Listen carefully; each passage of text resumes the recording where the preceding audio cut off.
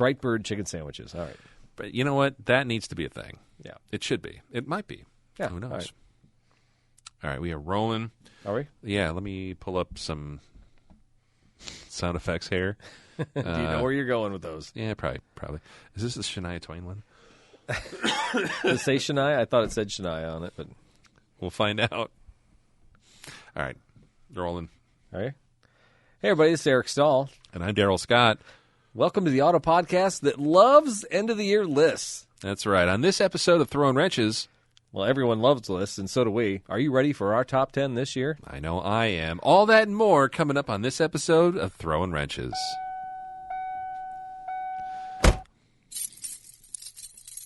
I hope it's Shania. Here he comes.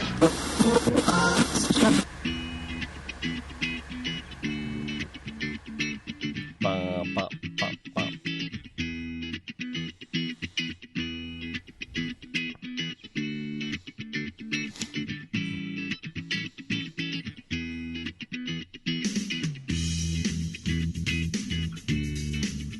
Play that funky beat, Daryl Scott. All I did was hit a button. I hit the right button this time, though. You did. No Shania Twain involved whatsoever. But we were both eagerly waiting for her to show up. Secretly wishing for Shania Twain to make an appearance. Man, I feel like a woman. She's anyway. good. She's touring. She's Is touring. she? Yeah, I'll tell she you is. what, that documentary, watch that, and you'll have a new appreciation for that woman. I'll tell you that. Hey, everybody, thanks for listening. We're not going to talk about Shania Twain all night, maybe just a little bit longer. Sorry. If you want to join in the fun of the show, make sure you email us at info@throwinwrenches.com. I love when we get those emails. We had a couple here in the last couple months, and just guys loving about their cars, and they love talking about just hanging out in the garage and listening to us. Oh, yeah. I feel like I'm in so many garages anymore. I think we are. I think hopefully we're helping. Hopefully we're nice background noise. Sometimes I think maybe they are living the same lives that we are, and probably they're just waiting to get whipped when they get inside the house because their wife probably has similar issues and maybe demands that our wives have when we haven't done the housework, but yet we spend all night in the garage. Where have you been for 2 hours? Working in the garage. Yeah. You know that car you love as much as I do? Uh-huh. Yeah. Or just listening to this You terrible saw the podcast. Scion yet? Yeah, it's almost done, honey. Yeah, it's almost sold. Just putting the second coat of wax on now, Mr. McFly. All right, and also, give us an iTunes review. Folks, I just double-checked the other day. I didn't check it tonight. There may have been a new one, but I doubt it. It was May 31st, I think, was the last review on iTunes. It's been a while. And it's funny, Apple, sends us some stuff. Say, all right, hey, look at this. 10,000 people listen to your show, back in November, something like that. Mm-hmm. And then Amazon sent me out one and said 10 people listen to your show. And I think Google sent me out and said 2 people listen to your show. I think that maybe Apple is a place that people listen to podcasts. I could be wrong, but from everything I'm seeing, from the data research that the Throwing Wrenches media team has put together for me, it appears to me that Apple still is the strong suit here. That's right. The digital Steve Jobs flavored straw that everybody sucks their podcasts content from. Couldn't have said it better myself. That's where it's at. Or you could actually just listen and stream from the website. We do have a little bug, though, and I do want to admit this. What's that? This is a known issue, and our crack team of tech support is on this. From Facebook, you actually can't, if you click into the Throwin Wrenches website. Oh, does it shut down when Facebook closes? No, there's some weird stuff where, if you try to play from the pop-up player on the website and in the Facebook app, it doesn't work. Facebook browser. Yes, it's maybe the Zuck wants to translate it and hear it and make sure it's it's it passes muster. Exactly. I don't know, but you can always download it. But seriously, the Apple Podcast interface is great. It always plays there. There's no latency. It's a really good thing to do, even if you're not an Apple fan. Yeah. Hey, you do whatever you want, folks. I'm just telling you. If I'm looking for reviews, I think Apple's still the king of the hill. It is. It is. So, info@throwinwrenches.com. Let us know what you think of the show, or just better yet, just put a review out there. Thank you. Hey, normally this time of the show, we talk about our hosts. It's a Christmas episode, so, I'll save us the grief of that. Daryl Scott, he's a great guy. What I did want to talk about, though, is I was not here for the last show. No. And, you and Gabe Yeah. carried the show, talked about it was the Corgi truck or whatever the heck that thing was you picked up. it's a Coney truck, but yes. Coney, okay, it's like it's size of a Corgi, but it's cute like a it's like a Corgi. British die cast from Japan. But the Hammerschlagen, sounds like a lot of fun. I mean, maybe we should do that on the show sometime in the pre-show. Honestly, we both had more fun playing that stupid game, and we never heard of it. It's one of those things that you come back here and you're like, "Oh, you guys ever heard of Hammerschlagen?" And everybody's like, "What are you talking about?" And the pull tab things and all this stuff. I mean, dude, it sounded like a great time. Minnesota is a very special place, Eric, and hopefully someday Gabe and I can, when we finish setting up our commune in beautiful Stearns County or whatever the hell. I mean, we could make a little Minnesota here in my backyard, right here on the riverbanks. We right? could, and actually, we have some of other Gabe's other creations. Just nearby. My wife reminded me the other day. Did she? Yeah, she did. We have an amphibious vehicle. Yeah, that when's we could Gabe drag going to out. get that out of the garage? I'm like, it's not taking up any space. And she was sure that we could tuck my daughter's RAV4 in the same space as that. Probably. No, it doesn't fit. The 6x6? Yeah, no. It's close. I'll give you that, but no. Well, it's got a rebuilt carb. I forget what it needs. I think it just needs a battery and some cables. I think it really needs to be pulled out in the sunlight in the spring. Yeah. And we all just sit there and work on it for about 4 hours, and we'll get it running. Deal. And then we can go drive into the Mackinac River Exactly. together. Oh, shoot. All right. Well, it is a Christmas show, but it wouldn't be Christmas without talking about our sponsors, Daryl Scott. Ho, ho, ho! Oh, hey, was that Santa? Yeah, I think it was. Yeah. I didn't hear the jingle bells. Anyway, Fort's Toyota Pekin, they've been there since the beginning. Fort's Toyota Pekin's a small, locally owned used car dealership in North Pekin, Illinois. They say they're 15 minutes from anywhere in the Tri-County area. They sell new and used Toyotas and pretty much any number of other stuff you want there. They also have a pretty great service department, I've heard. I should know, Daryl, because as it's top 10 ranked in the Chicago region for customer service. Hey, now. I'll take that accomplishment since I am the service manager. Anyway, what was that? Is there something coming? I felt a sound effect coming. Hold on. Here we go. Oh! No, wrong one. I think somebody added something here. There we go. No. No. Man, this is thank you. You're welcome. Wow. Golf clap. That one's called golf clap. That's about the same award I got from Toyota. Anyway. Fort's Toyota Pekin, you can find them on the web at www.toyota-pekin.com. You can find them on Instagram and all the social medias at Fort's Toyota. Check them out today. And inventory has never been better. I think we have more new cars right now on the lot than we've had in the last 2 years. So check it out. Nice. Also, a special thank you to Gabe Casey. We do appreciate his longtime support of this program, but also he's just an all-around swell guy, and we appreciate you taking the time to sit in and help carry the show. Carry the show. Seriously. Yes. Yeah. It's not fun. The weight. Just the weight of this show. He puts it on his shoulders. He does. Very broad shoulders. They're kind of narrow. They're less hairy than mine. That's weird. Anyways, speaking of feedback and people who like the show, even though we haven't had any new reviews, we have had a little bit of uptick in social media activity, some chatter, if you will. We put a post out recently that talked about what you'd like to see Santa wrap a nice little red bow on. Do you have that up right now? Can you pull up? I can pull it up. Because you do yours, and I'm going to pull up my Facebook post on my personal page because a lot of people post on mine as well. I saw that. So you know those, I think it's like Lexus, and Mercedes has one. I think Buick was doing them too. Oh, the ad with the commercial where you, Oh, what's under the... What's the Lexus ad campaign for the season to remember or something like that, right? Yeah, so everyone remembers these where you have a very affluent, well-to-do couple and this brand-new car with a red bow sitting out in the driveway. It's like a $100,000 car. And everyone's like, oh, you shouldn't have. And my wife is always like, that never happens. Well, first of all, it never happens in our house because we're, number one, poor. But second of all, like, that's a major purchase. Why wouldn't you consult with the other person before you sign a lease agreement? I did buy a car one time without my wife's permission. How did it? That didn't go well. She was like, "Why'd you do that?" I'm like, "We talked about it." And I work at a dealership. Yeah. I mean, I lived in fear in my bed for like a week that I might have a knife in my back. She might smother you with a pillow. She was not happy. What car did you buy? We bought like an old Sienna van. It was.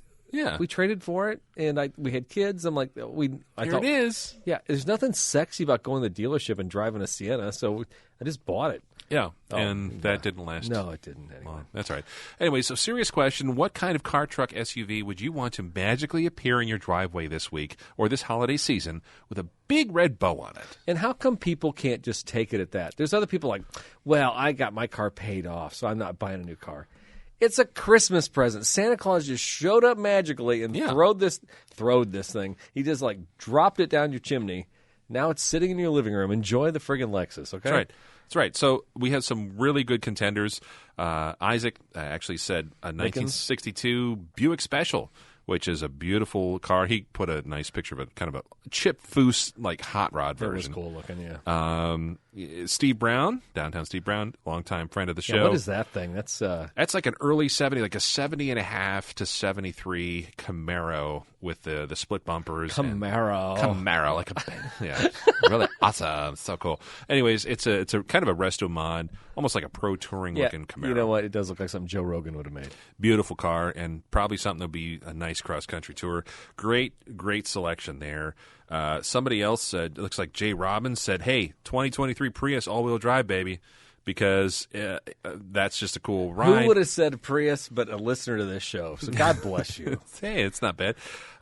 Kelly, the dude, actually said AMG GT Black Series would be nice. And that's like a supercar. So the Black Series has that like special paint, right? It's got all kinds of stuff. Like stealth mode, like magnets won't stick to it. I'll tell you what, it's got the wing. It's got this is one of those, I think it's like a 6.3 with like a supercharger or something. It's one of Mercedes' high watermarks, if you will, in the last 10 years. Yeah. Excellent pick there. Jay also said if the Prius didn't stick, he said he would settle on a 1983 Dodge Rampage 5-speed. And I'll tell you what. I was surprised. Okay. All right, here we go. Yeah. Oh. No, Whoa, no. Why is that? Man, you're so insulting and condescending. No, hold on. It's the wrong one. There we go. All right. That's for you, Jay. Sorry, I'll get it right one of these days. Can we get a new mixer? I'm going to get us each our own mixer, and they're going to go into a separate mixer. So we'll have 3 mixers on the show. We just all have our stupid hotkeys. The Dodge Rampage. You remember those things? It's like a little mini El Camino. Yeah, kind of, yeah. Oh, yeah. As a matter of fact, I just watched a show where there was an orange Rampage was the star vehicle in it. Was it like a marble thing? No. Oh, God, it's going to come to me. My wife and I just watched this movie the other day. Okay. Anyway. Well, get back to us on that. Yeah. That's a long-forgotten one, and props, Jay. Eric, you actually picked something that was that a front runner from the last auto show season? No, so it was the SEMA Toyota truck, and it was, I don't remember what they called it, but it was a camper that was built on the back of a new Tacoma. And Tacozilla, exactly. Yeah. It has a snorkel on it. It's got the bronze wheels. It's got basically bronze stripe package on it. It's a good-looking white Tacoma. But here's my thing. A lot of times I'm guilty of picking old cars because there's just a nuance and something special about old stuff that I find kind of cool. But I figured if Santa Claus is showing up, I'm going to get a splurge vehicle, right? Yeah. I think it's only fair. That Tacozilla is my splurge. That is nice. It's got the stripes. It looks like something from the 70s that grew into something cooler. Yes. And I really dig that. I just look at that truck and I just like make plans to go somewhere. And the nice thing, it's hard-sided, so you won't get eaten by a bear in the wilderness when you're camping. Exactly. Awesome. So anybody else from here? So I had a couple friends here. So I shared this on my personal Facebook page, and Eric Stout, he's a total Chevy apologist. He put down a Z06 C8, spicy vet, he says. Brian Newkirk, 1969 RS SS Camaro convertible with a manual transmission, please, and thank you. Is that Santa Baby? Is that the song? Is that the car from the song? It was actually a Cadillac convertible, light blue, dude. Yeah. Wow, jinx. That was the weirdest. Yeah, light blue. Yeah, is that Eartha Kitt? Yeah, Eartha Kitt. Yeah, that's the classic version of that song for sure. Yeah, that's good stuff. Yeah, Aaron Raymer, a fan down in Lincoln, Illinois. He said a 2023 4Runner SR5, just a basic package of $42,000, be dead simple. And I agreed, but I said maybe walk it back a couple years and avoid the lane departure and the brake assist, and that might be a better truck. And he agreed with me. Like a 2017? Yes, exactly. Yeah, that's the best year. Megan, she said a Jeep Sahara Rubicon, but she's got kids and probably something like an Odyssey, Sienna, Suburban, Sequoia. Life stinks sometimes, right? Trivializing. All of those are fine. Yeah, it's Larry, a fine choice. Larry said a Toyota truck fully loaded. I think a lot of my fans of my version of the show like Toyotas, don't you think? Mm-hmm. And then Richard, my Uncle Richard, said a BMW i8. Yeah. There you go. If Santa's dropping off a car, Katie barred the door. Let's just get what we want, right? The MSRP on that's pretty high, but Santa's it looks like a hypercar. I don't know what that car is. Is it electric or is it? I think it's electric. I Okay. believe so. It's actually a pretty slick little machine. Actually, not little. It's a good size. But great picks all around. I think we've kind of run the gamut. A little bit of everything. Totally fun. I appreciate everybody playing along those games. And when I've been down in Memphis, I've tried to post some extra stuff on there, knowing that I'm not going to do shows. I'm like, all right, it's kind of fun to get some feedback. Yeah. And it's great to see people involved on the Facebook page. So hop in there.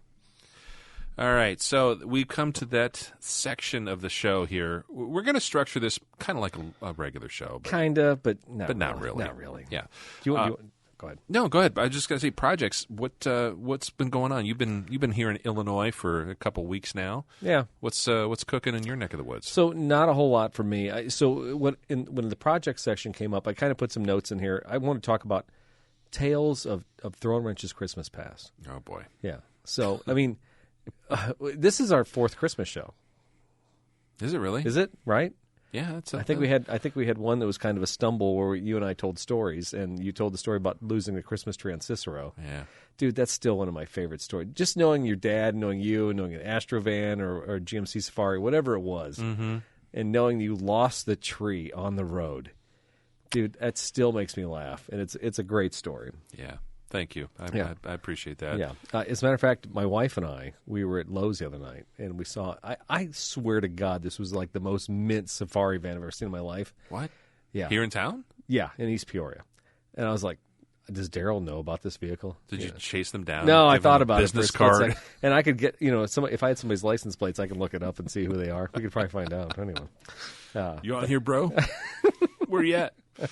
Exactly. But no, that first show was great. And then the second show, I think we did songs. Did we do it it was all automotive songs. The theme was, show up and these are your top 10 car songs. That's right. Yeah. And that was a pretty good show. But then the last one we did movies. And we said, bring in your car movies. And then, I don't know, man. I still think like this is the worst show ever. I still think the Driving Miss Daisy. I just I don't know.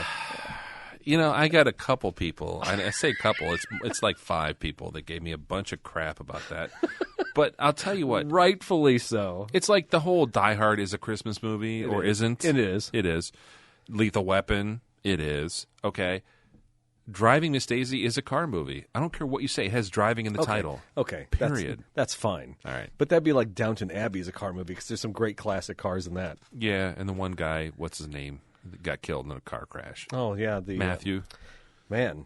I Matthew Crowley. I'm guessing. I don't know. I don't watch it. But he might have. I think I cried that day. He rolled over in like a 3-liter Bentley. How dare he? Anyways, I don't know. I'm such a nerd. Yeah. How do you know that? I don't know. I just read it in Cliff Notes somewhere. Read it in the Star. Driving Miss Daisy is a great movie. It happens to be a car movie. But anyways, go ahead. Yeah, anyway. So that was fun. But yeah. Sure it was. Anyway, this has been a trying year, to say the least. And you guys, you've done a great job with Gabe holding everything together. And I think it was kind of a bit of a hustle. I mean, we're literally recording the show on December 21st, and I'm going to rush it to production. We'll get it out here by the weekend, so everybody can enjoy it when they go to grandmother's house. But it was like, do we want to do like a heavy multimedia show? What would be the idea? Did we run out of ideas? Well, we never run out of ideas. I'll tell you this. If you listen to the pre-show, you'll know that Daryl and I are not out of ideas. I mean, if anything, we could probably... Here's what would happen. Mm-hmm. Let's just say that, we got snowed in here. Tonight, snowpocalypse is going to start tomorrow, but maybe it started early. And Daryl and I had to, stay in this house for, a month because it was, 10 feet of snow outside, and he couldn't make it back to the fair Sarah. Daryl and I could probably start 10 podcasts. We could do a movie show, do a music show, probably do a little bit of a tech show, food show for sure. Yeah. And we Beer could show. do it. Yeah. So there's plenty of avenues of conversations Daryl and I can have. So that said, one of the things that we do on the show a lot is we have segments, and grinding of the gears is one that I don't usually get too heavy into grinding of the gears because I always feel like it's too close to home, and I'm like, if I say something grinding of the gears, somebody's gonna be like, oh, he's talking about me. But I always have little things that bother me. And so I thought, here's what we'll do. This top 10 this year will be like, I don't want to call it, because grinding of the gears could get really negative. I want to keep it light. Yeah. But I think these are 10 things this year that bother us, and I think should bother everybody else. And if they don't, you know what? Suck on it. It's our show. That's right. You can cathartically get it off your chest, dispel any kind of negative energy you have, and put it out there in the ether so that other people can say, yeah, I don't like that I'm either. not alone. I'm not alone in my feelings. Yes. And that's what really this is all about. It's about our thoughts and feelings about a lot of stuff that happens to be automotive related. And the Christmas show has always been self-indulgent. So It has. It's our show. If you don't like it, just move on to January. We'll be back to normal stuff. Yeah, we'll get back to talking about Elon Musk and whatnot. Exactly. All right, so this is the 2022 Christmas show, Throwin Wrenches, Grinding of the Gears Christmas. Now, I did have one story, and this was in my projects. This happened like 2 months ago, and I don't know how I missed it, but so I had bought some wheels, some TRD. They were 4-lug TRD wheels. They're from an older Corolla, a 2001 Corolla. You bought them for the black Celica, right? I did. But you didn't know that they were like 4-lug? Well, when I got to Canton, so this guy had them for sale in Canton. He was selling them for like $80. For a whole set? Yeah, for a whole set. And they were nice-looking wheels, but it was Canton. And here's the deal. If you're selling wheels in Canton, you're selling it at a discount because nobody from Chicago is coming down there. Nobody from St. Louis coming to Canton. Even people from like the greater Peoria area. Exactly. I was like, I'll think about it. And so I looked at them, and I saw the stamp on them. These were stamped Toyota TRD wheels. I'm like, God, I don't know the vintage. I've never seen these. Black alloy inset, right? No, they were silver alloy with a red stamp inset. Gotcha. They had like a cool machine lip or something on them too, right? Yeah, they did, and they had a little carbon fiber ring in the middle, which was so tacky from the vintage of them. But you sent me the picture, and I'm like, I've never seen these. These are cool. You're like, dude. And I thought, and I honest to God thought they were not TRD. But when I saw the stamp on them, I'm like, oh, these are legit. Nobody was making fake TRD 4-lug wheels back in the day. What were they off of? Do you know? Well, so when I got to Canton, I get to this garage with these 4 goobers and just great old guys. Yeah. But I start asking some questions, but they don't know anything about Toyota. And so the one guy who's selling the wheels was like, well, these belong to a guy. He had a 2001 Corolla, and these were just he didn't use them. And I'm like, where's the 2001 Corolla? Because at this point, I want to know where that car's at because I'm thinking that's in my wheelhouse more so than these 4 wheels. Right. So I looked down at the wheels, and they have 8 holes in them. So that's why I actually showed up there, because the ad looked a little like, I'm like, these might fit. I can't tell because these TRD wheels, I can't tell. The guy didn't say if they're 4 by 125 or 5 by 125. Sure. I had no idea what they were. I just knew they were TRD wheels from a vintage that was older. And cheap enough for like, I'm going to drive to Canton and go. Exactly. And nobody was home, somewhere's in the hospital. And I'm just like, I'm home by myself. I'm driving to Canton today. Mm-hmm. So I get out there, and the guy starts telling me, yeah, they're from a 2001 Corolla. I'm like, where's that Corolla? He's like, well, that car's long gone. And I'm like, okay, well, all right, I'll buy these for $80. They were super clean. Had everything, had the center caps. I'm like, nice. Yeah. But then I get home, and I look at them, like, these are 4-lug, and they will fit on nothing. And I started to realize, I'm like, well, they'll fit on an MR2 Spider. They'll fit on an old Corolla, a 2001 Corolla. And I'm like, that kind of sucks. And I sat on them for a while. I'm like, well, maybe they're cool. Maybe I can do a spacer, or one of those changeover converter things. Mm-hmm. I'm not going to do that because it bridges everything out. It's not worth it for what I'm doing. Because I have this black Celica I just bought at the auction, in April. Oh yeah. I was thinking those wheels would look badass. So, long story short, I put it on Facebook Marketplace. I sit out there for a few weeks. I get a couple weird people from Chicago and stuff like that, but nobody really wants to commit to coming down to Peoria, Illinois to see them. Sure. And then a couple weeks ago, this guy reached out to me. He's like, hey, you got these wheels? I'm like, yeah, I got them. He's like, and he wants to see pictures of the inset of the stamp on the rim. And I'm like, all right, that's cool. I'll go out there and get them. Well, by the time I go out to the garage, there's mouse poop all over them. It's crazy. You let something sit in your barn for like a month. And it's toast. Yeah. Yeah. So I go out there with a rag and have to clean them all off. I'm like, oh, my God. And I take pictures of them and send them to him. He's like, oh, man. He goes, and you still got them? He said, will you hold them for me? And I'm like, he was like he's like in one of those situations where he's like, I could tell he wanted them to the point where he was afraid I might sell them from under him. He was going to drive from the Quad Cities or Iowa City or something like that, which is a couple-hour drive. And like, no, I'll hold them for you. I really haven't had that much activity on these things. My wife doesn't even know what they are. You know, I paid $80 for them. Sure. I put them online for $250. And so the guy shows up. He pulls up in a Matrix, an older Matrix. Oh, yeah. And it was nice. I remember those. And Latin guy, let's just say that. And he's got a little bit of a broken English speak to him. But we talk for about 2 minutes, and I realize he used to work for Toyota Financial Services. Toyota Financial Services, it was the corporate arm of all the extended warranties, of financial products, and that phone bank for TFS was in Iowa City.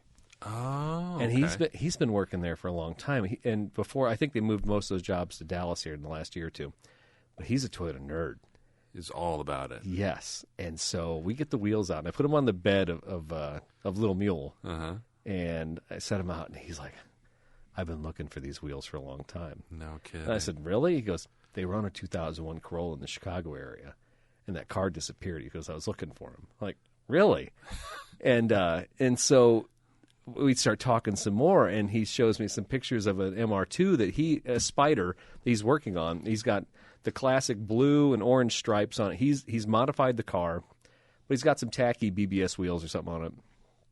And he tells me, he pulls up these pictures. He's like, I'm going to powder coat these white, and I'm going to make them match the car and all that. Beautiful. Yeah. Totally into it. And so he goes, okay, $250. I look at him like, I thought it was like $200. He's like, are you sure? And I'm like, dude, you want these wheels so bad. Yeah. $200. $200 and take them. It's fine. So we start talking a little bit more after he shows me pictures of the car. It's like, is there car clubs or cars and coffee? He goes, no, I don't really show the car. I'm like, well, do you go to like meetups or do you hang out with other Asian import cars and stuff like that? No, I just do everything myself. I'm like, this dude literally loves Toyota so much and loves his MR2. He's playing in his garage by himself with no care or concern about any local clubs. Yep. No cars and coffee. And that blew my mind. That's just his thing. Yeah. His outlet. He loves that car. He takes pictures. He showed me 10 pictures of the car around Quad Cities or wherever, around the river. That's so cool. Yeah. And I was just like, this to me, like, made my day. You know, I could have given him the wheels as charity. Right. And knowing they were going to a good home. And I think that's the best part sometimes. When you give somebody something like that, you're like, you know what? I'm not using these. They're really cool. I know they're probably worth some decent money. But you're going to enjoy them, and I saw your end product, what you're probably going to do with it. I was thrilled to death. I walked inside like glowing, and my wife just wanted to know how much money I got. Yeah, did you sell those damn things? Yeah, exactly. Yes, I did. Yeah, it was fun. So that was the big mover in my garage. But that's awesome, man. Congratulations. No, it's fun to link people up with something. If you can't use it, but you know you've got an eye, and you're like, even if I don't use this, I could sell it and make some money, or rehome it, if you will. Yeah. And that's a really good feeling. So congratulations. That was fun. And I tell you what, man, I just seeing his car and knowing he's getting those wheels, I'm like, I love the fact that he's known about those wheels for 20 years. Yeah, he's been stalking them. He has. And there's not, you know what? Like I said, they could have been worth a bunch of money, but I'm just glad he got them. Yeah. Well, if I would have sold them for $800, right, would I feel any better about it than giving them to this guy? Probably not. No, because he's going to put them to use, and that's a big difference. I really do. I feel that way as well. Like if you were to put those for sale, and some guy showed up, and was like, "Oh yeah, here's $250, no questions asked," and then you saw them on eBay for $500 the next day or something. You're like, you jerk. Yeah. This way, at least they're going to a good home. So yeah, hey, right on. What do you got? What's going on at the Scott Auto Museum of North Peoria? Oh, not much. It's I don't have a heated garage, so the museum's closed. I thought that was getting handled. No. There's a lot of stuff that needs handled in our household. Heating the garage is probably not on the priority list right now, but someday it will be. But no, not much going on there. I did find a gentleman in California, Santa Maria, California. Ooh, nice. Who is a friend of a friend of a friend. And now, wait a second. He's Car Club. Vintage Chevrolet. He's a friend of a Vintage Chevrolet Club of America associate of mine who actually I bought parts from. He reproduces rubber parts for cars. And this guy's a friend of his, and he actually happens to rebuild the rare Bendix power brake booster that is on the 55 Cadillac. There's a couple of places in the country that'll do it for about $600. This guy will do it for $400, and it looks better than factory. It's absolutely amazing. He's got reproduction decals that look exactly like they're supposed to, and he media blasts everything, rebuilds seals and sleeves everything the way they're supposed to. So I said, hey, no rush, but is that something could I send you mine and you rebuild it? And he's like, yeah, no problem.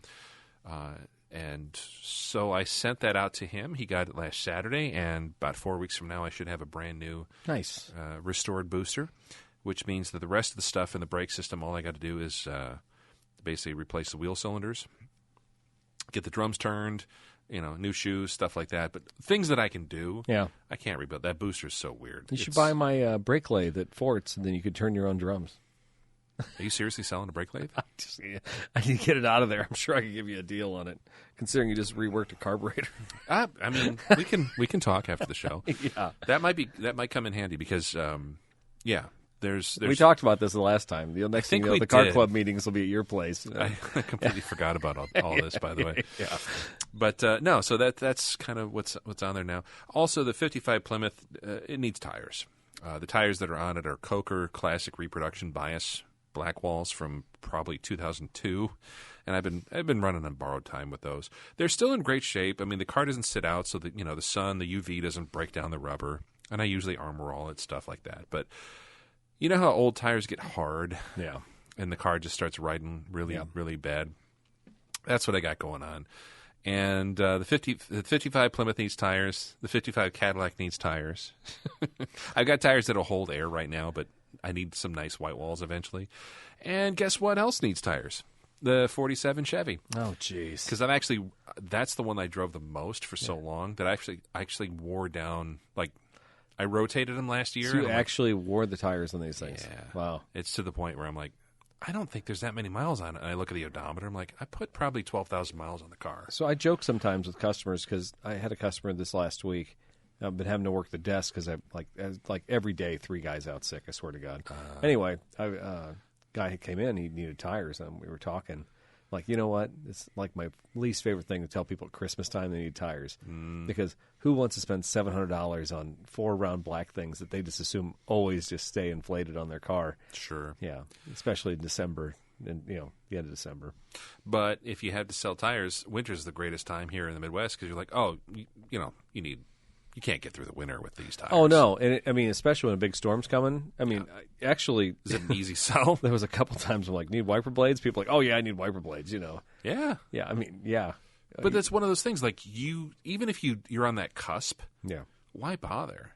Tires are, realistically, I'd much rather put tires in a car than pay for a $300 tow. Yeah. Or, God forbid, your questionable tires get you into a bind and you smash into somebody. So it's well worth it. Get the winter wipers, get all that stuff squared away when you can. Get a battery. Well, not now, it's too late. But before the cold snap, dude. Nick, what's the temperature by the time the show's released? It's gonna be what, -12 or something? Yeah, 12 below with like 30 below wind chills or something. Like, it's gonna be stupid. What's funny though is apparently my system has like come out of shock. When I came back from Memphis 2 weeks ago, I think it was like 30 degrees. I was like, oh my God, it's so cold. And then today I'm walking around out in the lot, like trying to jump start a car. It's like 19 degrees. I'm wearing basically my shirt with no T-shirt, and my jacket is unzipped and no gloves. And what was it, 17 degrees there or something like that? Midwestern born and bred. Yeah, just like whatever. I don't know. But I've never done like a polar plunge. Have you ever done that? No, I think those people are nuts. Okay. I couldn't do it. I would go into hypothermic shock.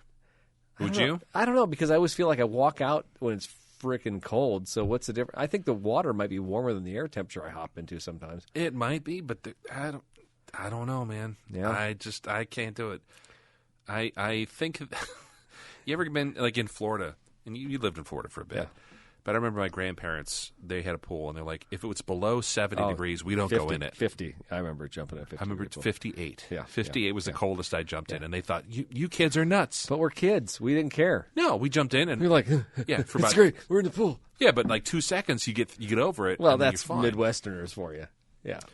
The older I get, the less tolerant of that stuff I am. I think I'd be so soft right now. If I did the polar plunge, I would be in a hospital for a week. Guaranteed. I would call in. I doubt it. You'd be fine, especially if you knew it was for a charity that you cared about, Daryl. You'd probably hold together the pieces until at least you got to the car and got home and cried. They do say that that's supposed to be therapeutic, right? It's supposed to help with your circulation. There's a lot of things that are therapeutic. Yeah, polar plunge. Yeah. Just have a little kumbaya moment. Namaste. Yeah, right. Yeah. Anyways. Anything else going on up there?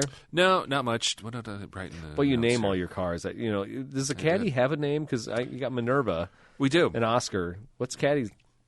For the longest time, we were trying to come up with a name that suited it. Yeah. And that's what I like to do.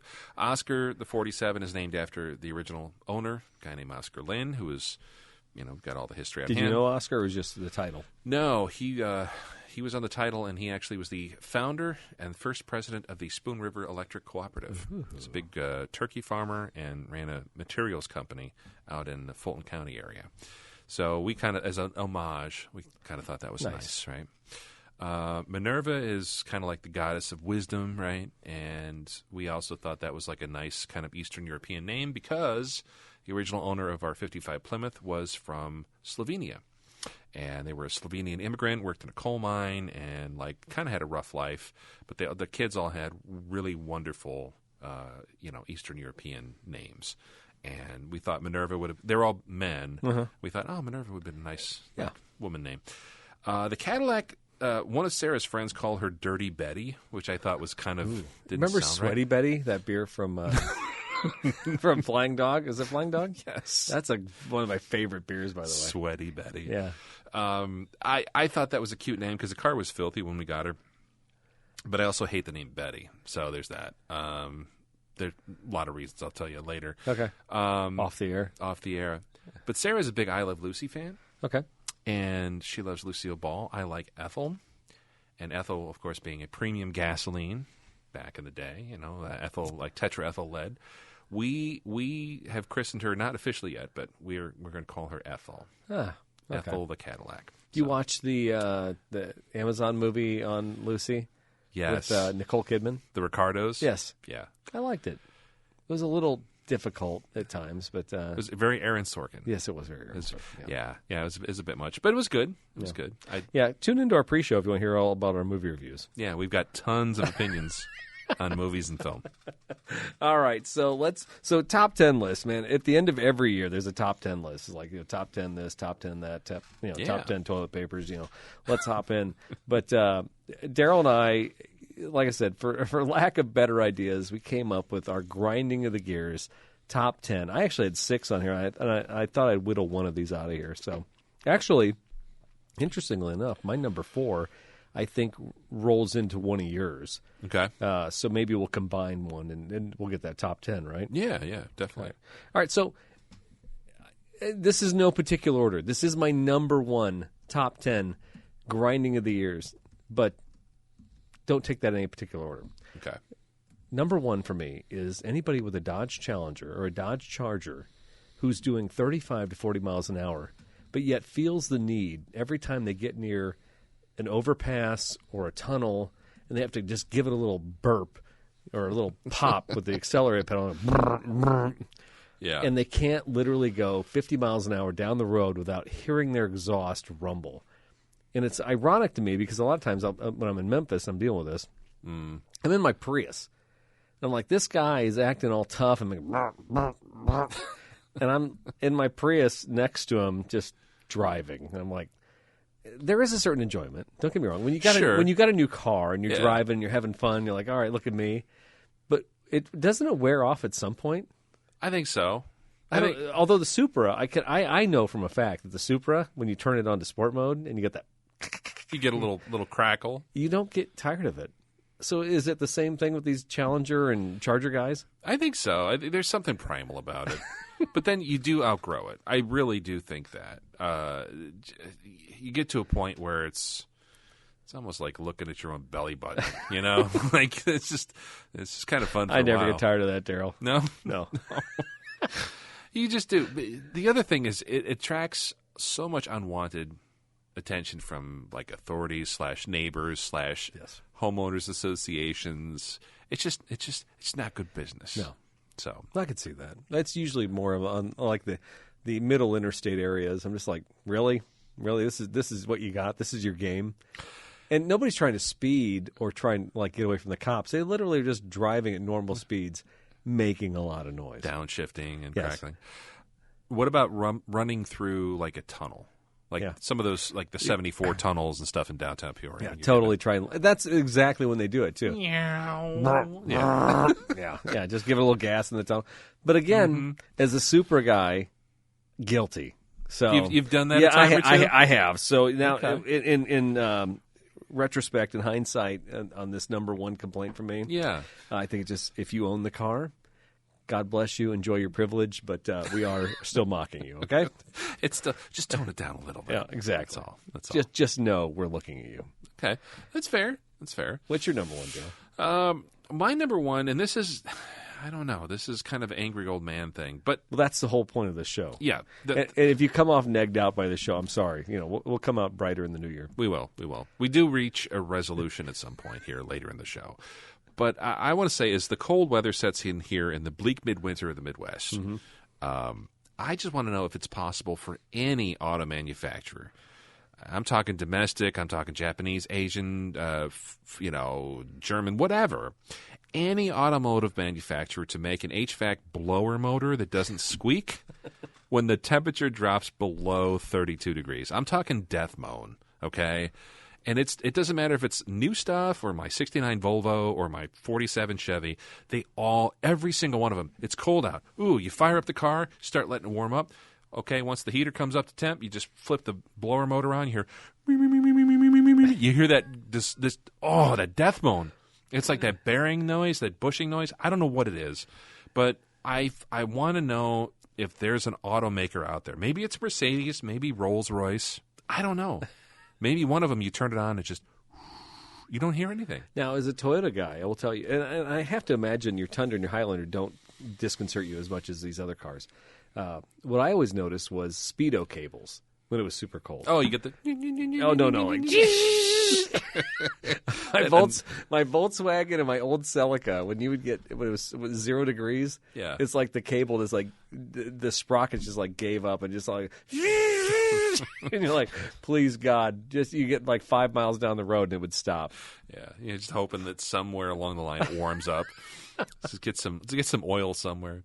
I don't know. I think maybe if there is an engineering challenge for the next generation, it's maybe come up with a blower motor with bushings that don't make noise when it's cold. Yeah, I got to be honest with you. From what I've seen in recent history of automotive technology, I think the blower motors are getting they're dumbing those down to the lowest common denominator. There might just be one company making these things, Probably. and it literally might be a kid dropping ball bearings in India into these things, plopping them in, and then They're the same ones that make the fans in your bathroom. yes, 'Cause I remember- exactly. My grandparents' house, they had the same like fan in their houses from like the 60s. No problem, fine. Like my parents, like after 5 years, just awful. So our apartment that we have down south, we leave the ceiling light on all the time in the bathroom because if you turn it off and then turn it back on later, it squeaks. yes. Like a dead squirrel. So we just leave it on all night.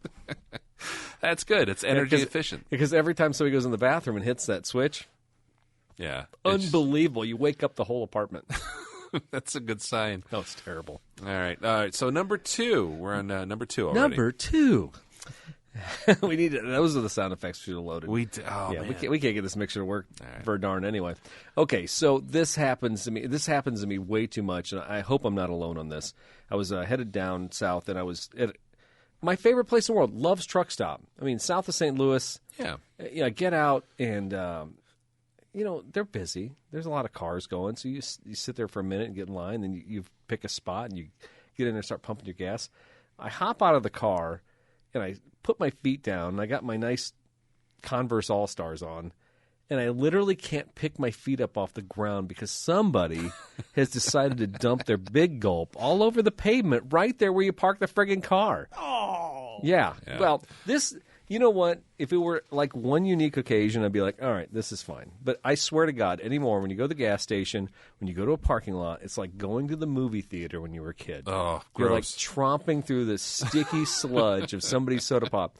Can we please, at this point, decide that dumping our soda, and I see this all the time at intersections, people like they'll stop and they'll like open their door and they dump their soda on the ground. You literally, if you go to a parking lot, if you go to a gas station, you dump your beverage on the ground, you're a horrible human being. That's where I'm at right now. I'm going to go with that. I'm tired of this. I'm going to go with that. I think that's fair. Thank you. What's the only exception? Maybe like iced tea Well, or water. so part of me was like, okay, one day I was at St. Jude and there was beverage all over the parking lot. What if a kid spilled his drink? And I'm like, I will give you that. Yeah. If you spilled it on accident, but if you're at a gas station and you look down that pavement at that Love's truck stop and you see all the spots where people dump their drink, people did it with purpose there, Daryl. They did. Yes, and I hate them.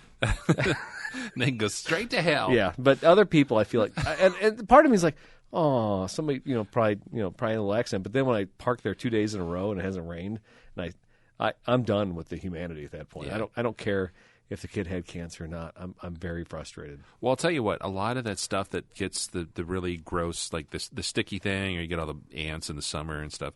It's always the gross stuff, like the 64-ounce Mountain Dew Code Red, or like somebody got a slushie and like, I don't like this, and then they just dump it out.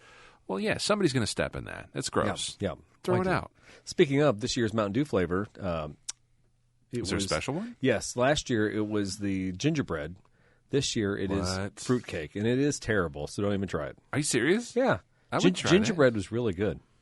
See, but you didn't like fruitcake? No, and I like ginger. I like ginger ale and stuff like that. Yeah. Yeah, and for a mule, that was the stuff. But this with this fruitcake Mountain Dew, I'll bring you one home. I got. Do you some, have some? I had some. I'll get some from Memphis, but they were terrible. I might actually buy some on the way home. All right, if I can. It's terrible. I love. Do you like fruitcake? Yes. Okay. In small portions. Everything counts in small amounts. All right. Well, in other news, my number 2 here in things that grind my gears for 2022, YouTube car channels, and I have that in quotes, in air quotes, car channels. That could mean anything. So-called car channels on YouTube, where they lead you on a Grimm's fairy tale before you actually get to the content.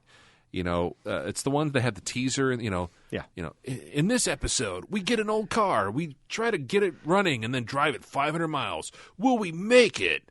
Stay tuned. It's that cliffhanger. And then they don't know how to edit it, so you have to wait for 90 minutes. Yeah, it's an hour and a half video, and you're like, okay, this is 20 minutes of you putting spark plug wires on a 72 Torino.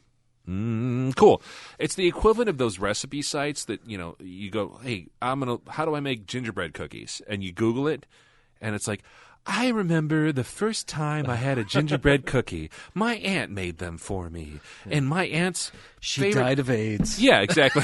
Yeah. My aunt wore this type of perfume. And, meanwhile, you're scrolling and scrolling and scrolling, and finally the recipe is 4 pages in. Yeah. Stop doing that. Give me the clip. Give me the recipe. Just cut to the chase. Tired of the foreplay. Just get to the chase. And that's where my attention span, Eric, has been ruined because of things like TikTok. TikTok, yeah. That's right. The tick of the talk. It's so bad now. I can't anything more than 5 minutes. I'm like, I really. Well, now have to you're like producing videos on TikTok at Throwin Wrenches. Yeah, but it's not that. They're not that long. But yes, that's the whole thing.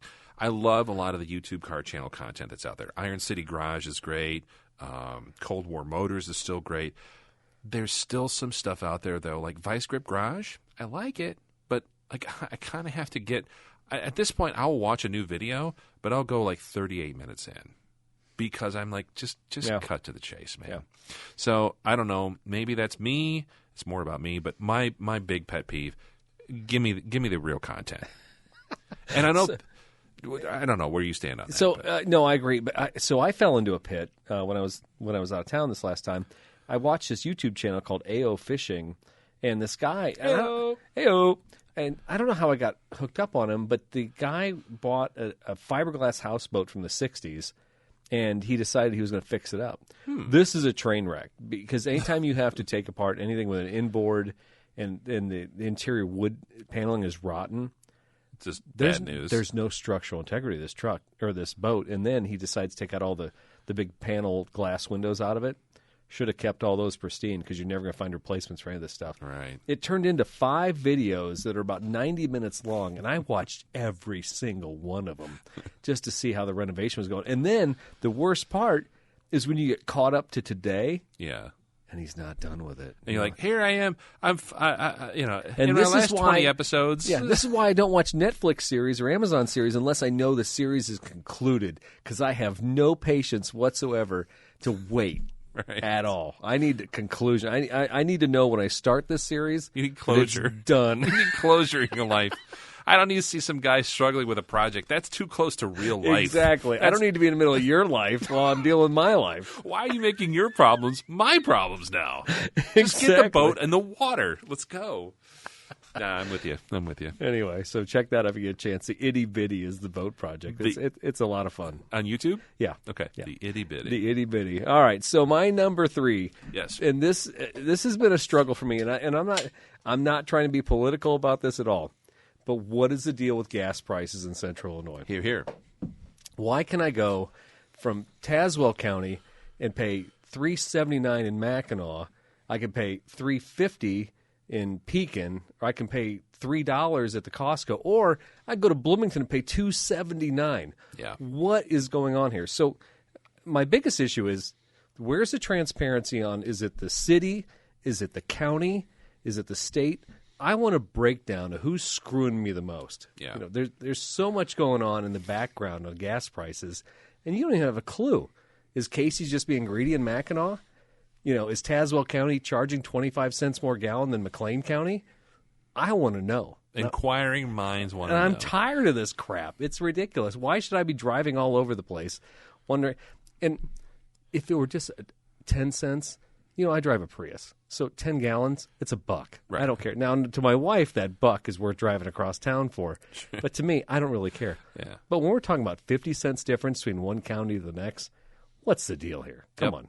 Even coming over here tonight, there was, like you said, 40 to 50 cent difference depending on the location. Yeah. And I know my folks live up in the Chicago area. Things are damn near $1 cheaper in some instances. And I'm like, What's that all about? how? You have the most populous area, and even Cook County, Illinois, which has historically had almost like $1 higher than anywhere. It's kind of like Los Angeles, right? Mm-hmm. Everything's $1 more. Whatever Yes. the price of And it was always assumed you go to Chicago, you're going to pay more money. That's fine. I don't believe that for gas anymore. I don't believe that buying gas in Mackinac is any more expensive than buying it in Joliet. Nope, not at all. So I think what we've determined is that we all just need to make our own fuel. That's what. No, I just think there Let's needs to be get some some transparency. I wonder, I think there was a point where Casey's or somebody had objected to some state regulations, and they were going to post how much tax was up there On the pumps? Yes, and Okay. I think it became difficult to actually keep track because of the fluctuations. Yeah. But I really wish. Almost like when you pay your property taxes. You get the breakdown Yes. of like, here's the school, Yes. here's the park district, here's how much you pay You for know this. what? Every county should have it listed on the website. Just like like I said, property taxes. Yeah. When you buy 1 gallon of gas in Tazewell County, this is what you're paying for. There it is. They can actually have a QR code at the pump, and then you can scan it and then blow up because of the static I electricity. like this. I like where this is going, and I am an activist, Daryl. I may get on that. Although, don't they tell you not to use your phone at the gas station? I That's a think big they thing. gave up on that, and now they let you use your phone on the planes. So who knows? They're safe. Everything, the world we live in today is bananas. That's what we can agree on. Exactly. All right. So number 3 on my list of things that grind my gears, older car hobbyists crapping on those whose tastes don't align with theirs. And I actually just dealt with this over the past couple days on a popular Facebook group. And Is it popular to you or to everybody? well, it's popular to me. This is so bad. This is the GM front wheel drive enthusiasts group. I know. I would. Oh, there's probably, 1 million in there? Yeah. Yeah, there's like 700 million. It's so popular. No, it's actually not. It's actually a pretty good group, though. And it's mostly people like supercharged Pontiac Grand Prix people, or like I don't even know. It's a good group of people. But somebody was on there and they found a 35,000 original mile, like 84 Olds Cutlass Sierra, and it was in St. Louis. What's the 3,800 in it? It was actually the Iron Duke 4-cylinder, so it was kind of a Iron Duke. I've never even heard that one. Iron Duke 2.5. Yeah. Okay. It's the base motor, but this thing was really nice. It was triple. It was black with red leather interior and all kinds of other options. It was a 35, like a grandma car, right? Like a one owner, something that our grandparents would have probably had, right? Yes. And the guy had it for sale for like $4,000, and it was in the St. Louis area. And everybody was just like, this is cool. This is a great car. Somebody needs to get this. It'd be a fun, like, summer cruiser, just something, whatever. Or just cheap transportation. Yeah. And all these old guys around there like, this is the worst car ever. Worst car ever. Ever. And I'm like, really? Like, of all things to get all torqued off about. Yeah. And I look at one of these guys who was just dumping on everybody. And it was so bad because he was like dumping on every comment. And he was like, oh, this is a good buy for somebody. Yeah, if you want to go home on a tow truck, oh, I might get this for my daughter. It's a good starter car for somebody for $4,000. Yeah, if you don't love your family. Like this guy was spending so much time in the comments section. Oh, dude, the trolls have nothing better to do but live under that bridge, okay? I know, it's true. And I usually don't engage. But I also kind of used to be a troll. Yeah. So I pop in, I look at this guy's profile, and he's like typical, like 60, probably 60 plus. He's got like a 65 Mustang coupe, like hot rod. He goes to cruise nights, and he listens to Creedence, And he's your typical guy, right? This thing sucks. Down on the corner. Yeah. And I'm like, you know what, dude? I said, for $4,000, you name me something else someone can buy with this low miles, that's cool, that's decent, that's got all the fun options. Yeah. You can't do it. And I'm like, stop crapping on everything that you just don't agree with. And he's like, well, it's not you just don't understand. These cars were not very popular, blah, blah, blah. I'm like, they sold literally millions of these cars. First off, do you know who you're talking to, sir? Yeah. I'm Daryl Scott. I'm like, but that's fine. I'm like, thanks for your input or whatever. And we went back and forth a couple times, and, it was just terrible. But bottom line is stop peeing in the pool that everybody's swimming in. If you're into cars, cool. We're all into cars. And that's the thing. It took me years to get to that point, but just because I'm not necessarily into, I don't know, like Corvettes, if you will, okay? I still go to car shows, and if I see a Corvette, I'm like, yeah, it's a nice Corvette. It's clean. Dude's got a nice, ceramic coating on there, good rims, everything's cool. Or you know what? At the very least, somebody's out there putting some time and effort into something and enjoying it. I don't care. Yeah. Am I going to sit and am I going to go home and buy one? Or am I going to go tell my wife, oh, I need to buy an 84 Corvette? No. But at the same time, I'm not going to, everybody, we need all the friends we can get in this hobby. Yeah. And that's really what it's all about. Also, get off social media. That's what I need to do in 2020. Or the TikTok. No, I need to be a content creator, Eric. Yes. I can feel the dollar bills rolling in. I'm going to monetize everything I do, which is going to give me $3. I'm going to skip my number 4 because, like I said, I think it blends in with one of yours. But we're going to go right to number 5, which I think everybody knows. If they know me and they follow my Instagram account, they know that I have a fixation about oral hygiene products left on the pavement. I don't know what it is.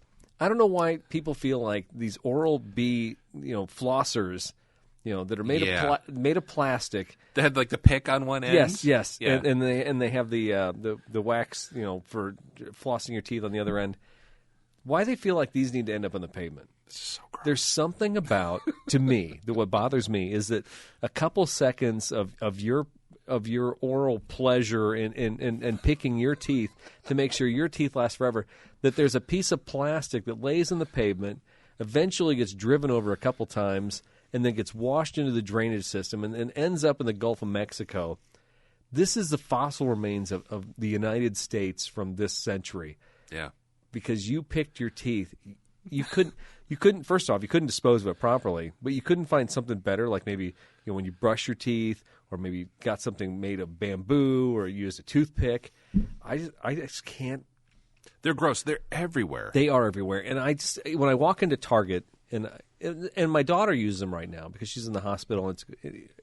I will suffer through this process. Sure. But she's not dropping them on the pavement, okay? Yeah. There's no reason I should ever walk in a parking lot and see one of these laying there. And it's everywhere. You could go to a Walmart. You could go to a Dairy Queen. Yes. You can go to anywhere. It grosses me out. You go to the White House. I bet you there's some on the curb. Well, and here's the other thing about it. A lot of times I'll pick up trash. Yesterday, I was on the lot, and I picked up a couple cardboard boxes, and I picked up a Monster Energy drink can that was on the lot. Okay. That's fine. I don't want to pick up your flosser. I'm sorry. There's just something about this whole thing that crosses a line? Yeah, it does. Is it too intimate? It's too germy. It's personal hygiene. Why should I have to wear rubber gloves to pick up your waste? You could have had the herpes. You could have had God knows what, right? Right. Now, and they say the human mouth is actually dirtier than like a dog's. A dog, yeah. Yeah. So I think that's gross as well. No, as a matter of fact, here's where I stand. This is, first off, I'm going totally friggin' like political in this whole thing. I'm going to make you show the taxes, and the last thing I had a problem with. Yeah. I think they should ban non-biodegradable oral hygiene products. I think. Thank you. That will be my stand. That's your if platform? I'm president of the United States, I will make these illegal. I would vote for you just on that platform alone. No, seriously, dude, it's disgusting. Yeah. And they are I don't know. I don't get it. I first of all, I can't buy those things because I don't know. Maybe it's the way my mouth is I shaped. won't buy them. They're gross. I just get floss. Get floss like everybody else, and then let the cat eat it, and it's funny. It's a party trick at that point. Yeah. No, but those things are nasty, and to your point too, just throwing stuff out your car window. Like, I get it. If you're going to a meeting, you're going to meet lunch, you're going to whatever, meet someone for lunch. You pop a couple Tic Tacs and you just okay, let's get this party started. Who's out there doing dental work in the parking lot? If you have to use a dental appliance before you go have a lunch with coworkers, you need to see a doctor. The good news is when we're all eating Soylent Green someday, the flossers won't be nearly as important. It's 5 years from now. All right. All right. That was my number 4. Number 4. All right. So my number 4 is things that cheese me off or grind my gears. Parking your cool stuff because it's, quote, too expensive to drive. That's what I've heard the last few years. To piggyback on your point, Eric, about the expensive fuel costs, and I will admit, here in the States, it's been a hard road the last couple of years, and the summer cruise season, the car show season, a lot of collector folks have been, it's too expensive to go out. I'm not gonna take the car out anywhere at all this year.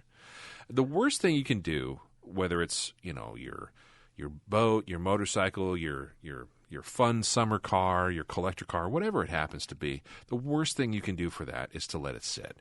And my advice to you is no matter how much it costs, get it out there, okay? And even if it's just running a couple errands on a Saturday, or let's say, take the wife and kids out to go get ice cream once or twice a week, whatever. You need to go out and do that, because if you don't drive it, here's the other thing. You don't really need it. And this is coming from a guy, I've got 8 cars, okay? If you're not actively driving everything and cycling stuff through your fleet, at least once a week in the summer, you don't need it. Sell it, let it go to someone who needs it in their life, and they'll actually enjoy it, appreciate it, do it justice, put some miles on it, show it off, and let other people see it. That's the thing. I can appreciate people who have a nice collection of something, or just, they have something they're going to get around to fixing and enjoying one day. That's not for you, okay? This whole rant is not for you. But it's the ones that are like, yeah, I've got 4 Chevelles, but, they're going to stay parked this summer because, gas money. Dude, that's the stupidest thing. It really is. So what bothers me about that whole thing is, tires age, fuel ages. There's all these different things that are happening in the car. Yep. And if you're not running the car, just think about calipers and drums, things that if they don't move, yep. What's the point? Yeah, they seize up. And then the next time you do want to take it out, it's, I got to put all new brakes on the car. Yeah. It sat so long now. The calipers are stuck. They have every year. Just even setting my Celica in the garage and winterizing it, let it sit. I'll have to take it out in the spring, and I'll have to go around the country mile here and beat the hell out of the brakes just to get those rotors back in shape. Yep. Exactly. I can't imagine having a couple cars and be like, I'm not going to take it out this year because it's too expensive. Give me a break. Right. You need to drive it. Every car needs to be driven a little bit every year. And that's the thing. Even if you're going to the post office or you're going to, go grocery shopping or whatever you do as a human being, take something that you have. If you have multiple cars that's not daily driven, take them out, exercise them. And you can come up with whatever excuse you want. Unless you're driving to California, who cares how much gas is, okay? You're going to need to just keep things rolling.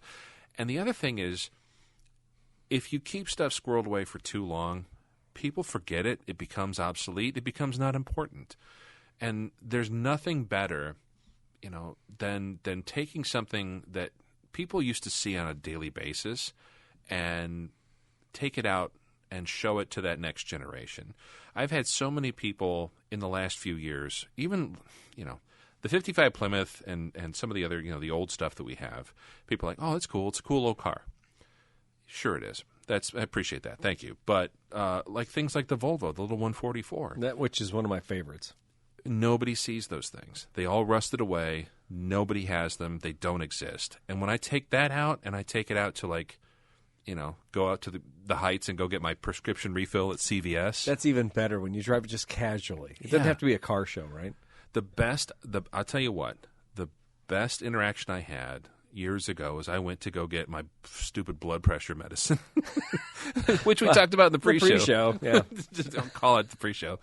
I went to CVS, and I had the 47 Chevy. I took Oscar out. And I parked it out there. I went in, got my refill, and came back out. And there was an old guy in the parking lot, and he was having a moment. He was just kind of sitting next to the car, and he was crying. I don't know if I ever told this story. No, I don't think so. It's kind of weird, but also very touching. This old guy was like crying, and I'm like, at first, I'm like, what's going on here, right? Sure.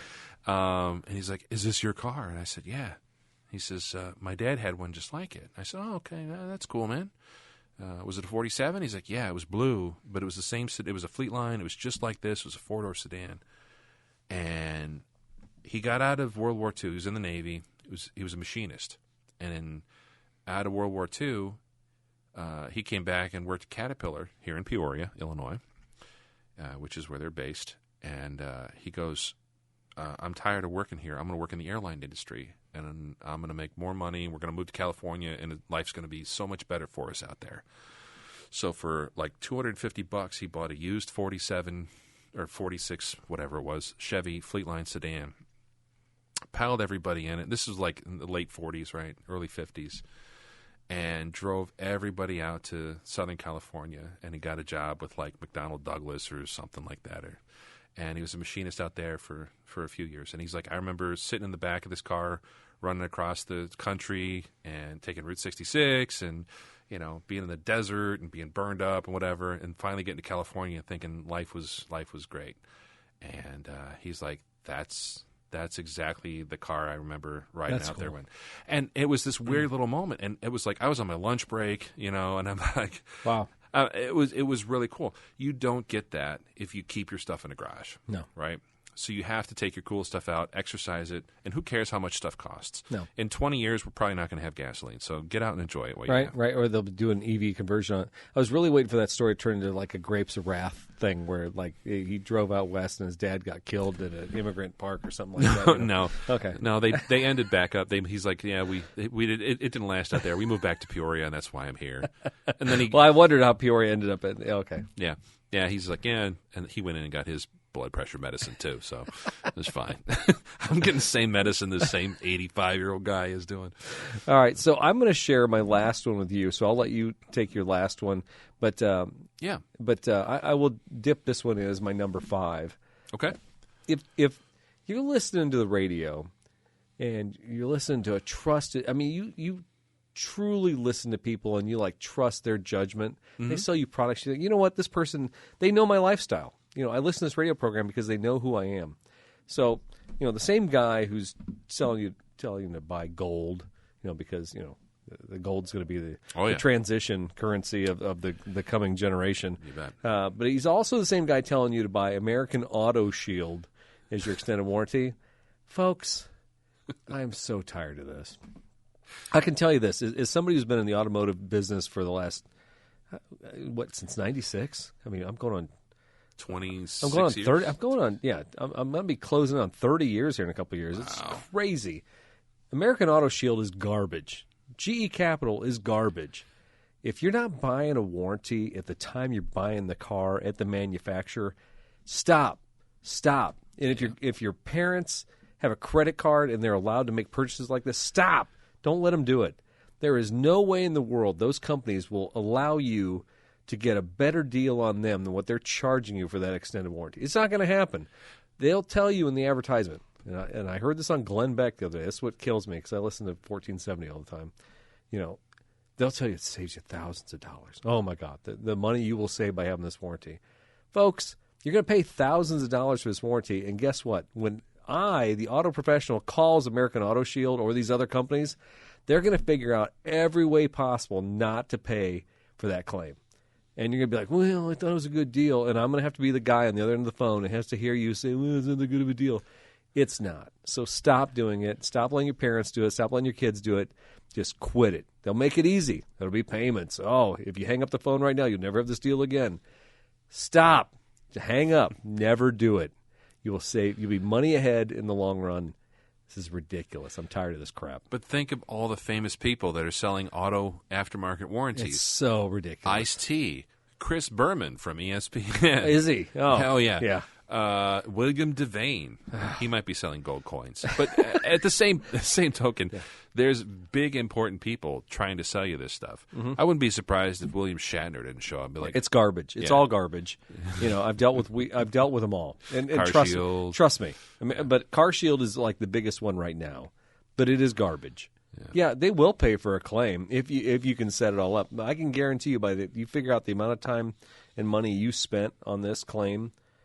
First off, the amount of time we spend investing in it, we're almost thinking about charging extra to customers who have these kind of warranties. Because you have to be on the phone, right? Yes. You have to sit on the phone. And then you have to wait 48 hours for an adjuster to come out to approve the claim. So the car sits. And ties up a bay? Yes. It's ridiculous. And then they want to haggle with you on the price. Oh, well, what if we send you a used part in place of this new part? Because we're not going to pay for that. I've seen that. Yes, it's garbage. I'm just telling you, this is my biggest pet peeve right now going. Avoid these warranties like the plague. Do not trust any celebrity endorsement. It's garbage. Even like I said, I will say Glenn Beck because I know a lot of people like in the cult of like Glenn Beck. He's a straight talker. But you know what? He's still selling gold on the side. Anybody who's selling gold and currency, and I heard Glenn the other day, he's like, well, gold and bolts will probably be the currency of the future. Glenn, seriously, what the hell happened? A lot, but at the same time, anybody that sells ad time, right? Yeah. That's what it's all about. They don't really have no soul. They have no soul, and they've never used that warranty. I can guarantee you that. No, it's different if it's like Applebee's. You can get a sponsor of Applebee's and get gift cards and go get a terrible steak at an Applebee's. Yeah. Great.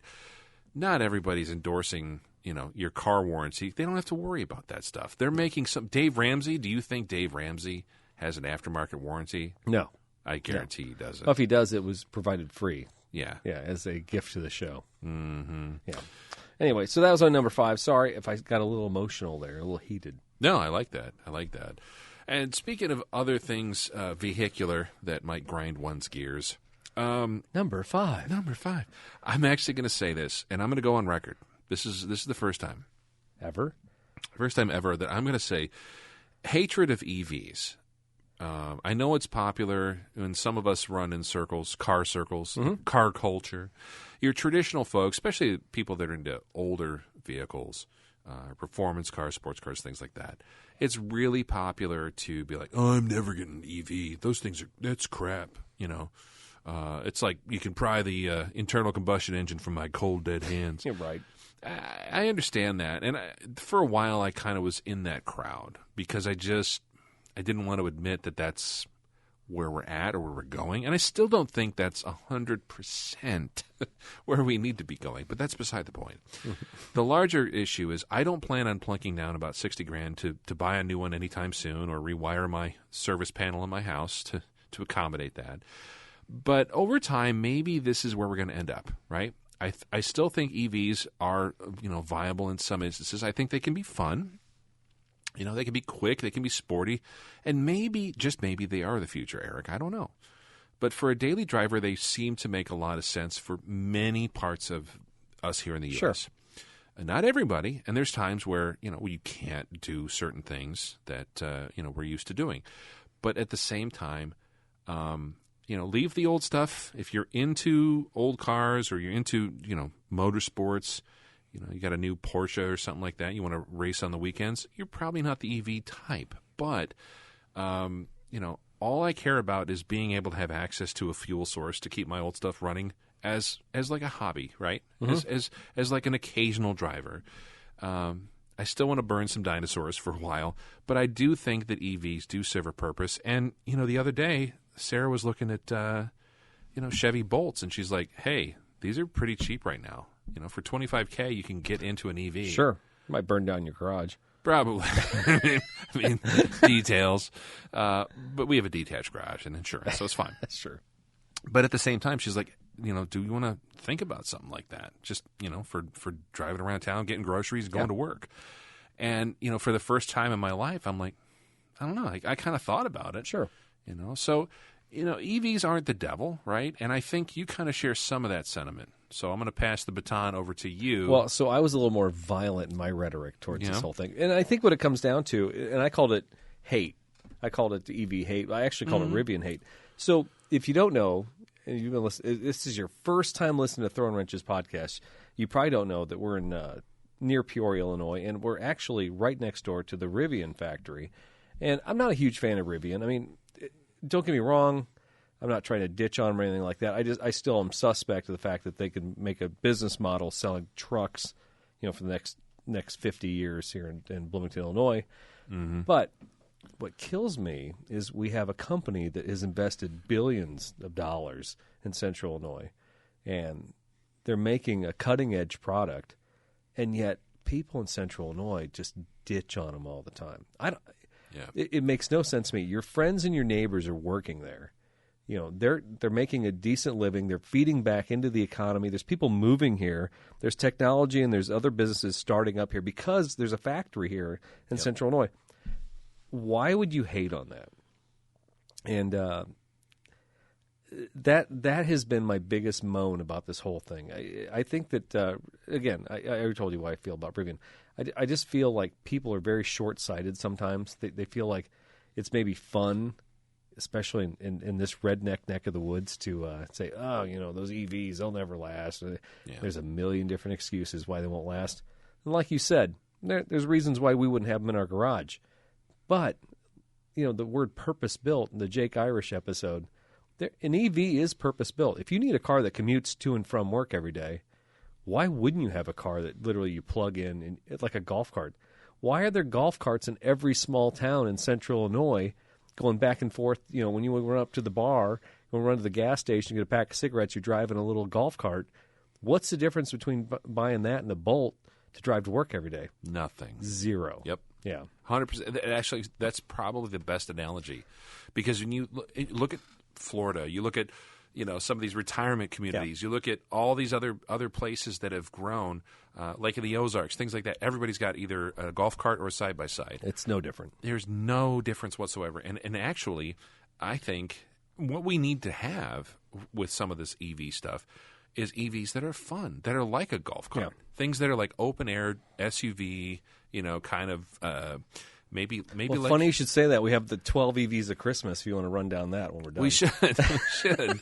I really do think that there is something to that. I think there's something to be had.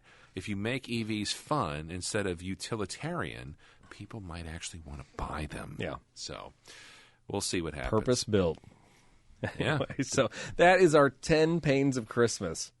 It wasn't nearly as cinematic as I'd maybe hoped it was. Yeah. That's the critics disagree. Oh, okay. Okay, they Actually, like it. yeah, and actually, we'd love your feedback. Info at Throwin Wrenches, and let us know. We'll read them off in the next show. And what's grinding your gears, too? We need to actually have like a listener's choice. Yeah. Because, Eric and I can rant. That's that's clear.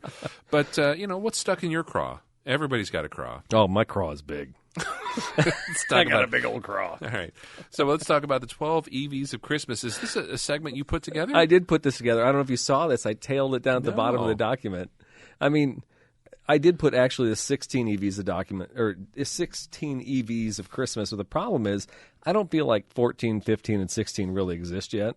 Okay. And actually, there's a couple of suspect ones there in the middle. But little sus. yeah, anyway. You want to start at number 12? Yeah. All right. On the 12th day of Christmas, my true love gave to me a $100 and some $1,000 GMC Hummer EV, which actually would be kind of fun.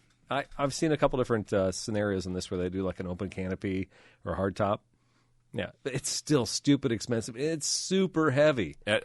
Sarah just sent me something. It was like a crash test thing. Oh, I haven't seen that. Yeah, and she's like, this thing weighs like 11,000, whatever.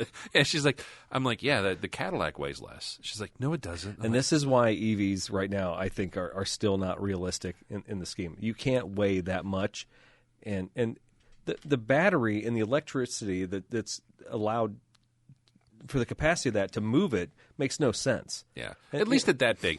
But also, let's not forget, Hummer doesn't stand for understated, right? Yeah. It's all about presence. But when we were kids, okay, so do you remember the gas-powered planes, like the remote-controlled planes? Yeah. And remember they tried to come out with like electric ones, but they always sucked because you couldn't get enough battery capacity to make the plane fun. Right. This is where we're at with these EVs.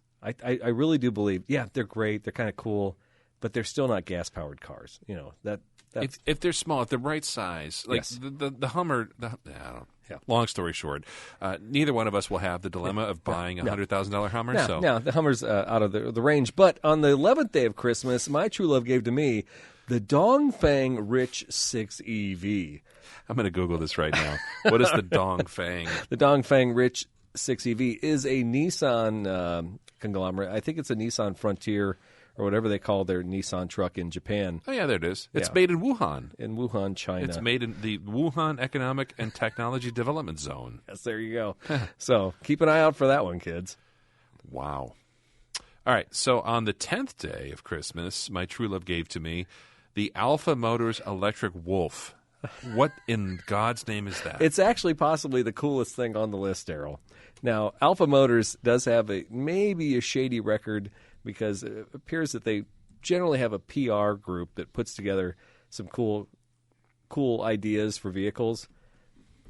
It's this thing made in Irvine, California? Yes. Well, they're a little sus because they've done this before. And This is totally computer generated. Is this a real thing? well, they have a people collecting money in order to try. Look, there's a website. It makes it legit, right? I'm sure they're taking deposits. It's made on Wix.com for free. So it looks like kind of almost like a Ford Bronco-ish. It reminded me of like a Subaru Brad at first when I first saw it, but yeah, it's like a regular cab little Ranger truck. Yeah, small dimensions, cool little 4x4 light bar, and some hipster guy. Totally hipster. Got the avocado beard. toast. Dude, I don't know what's going on. So I'm watching this this stupid website.